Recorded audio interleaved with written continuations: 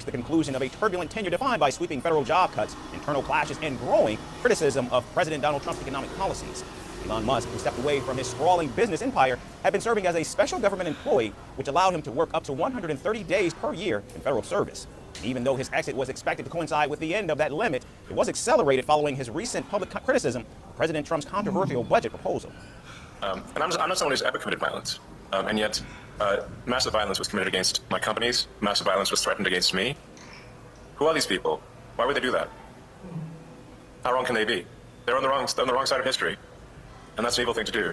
Launched in January, DOGE quickly became one of Donald Trump's most aggressive issues and departments. This unofficial agency slashed an estimated 260,000 federal jobs out of the 2.3 million civilian positions. Now, while some layoffs were in fact blocked by federal judges, some like those from the U.S. nuclear program were mistakenly dismissed amid all the chaos. Do you guys feel like you're putting yourself at risk by doing this because you're stirring up so much hostility by these people ripping us off? 100%. Well, we don't need to speculate about that. You can see online in the protests that they make that very clear.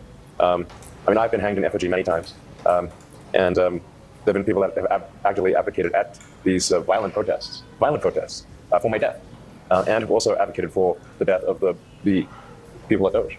And now Musk had initially promised to trim $2 trillion from federal spending, but revised that target way down to $150 billion over time.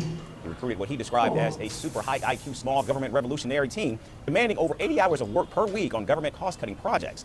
However, despite its ambitious goal, DOGE soon attracted backlash all across Washington.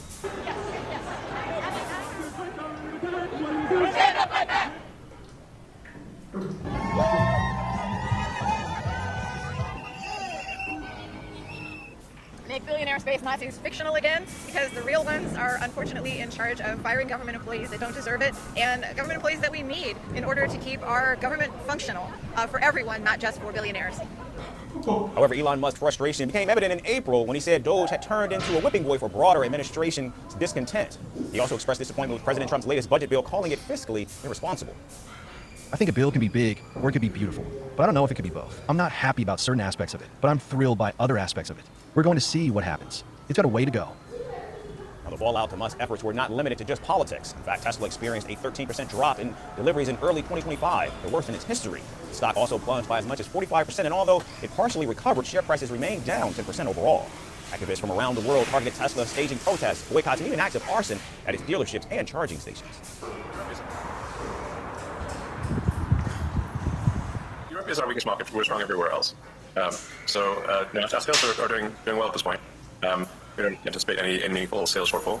But despite the turmoil, Elon Musk recently reiterated his commitment to lead Tesla for the next 5 years and hinted at stepping away from politics. He also said he'd scale back political donations,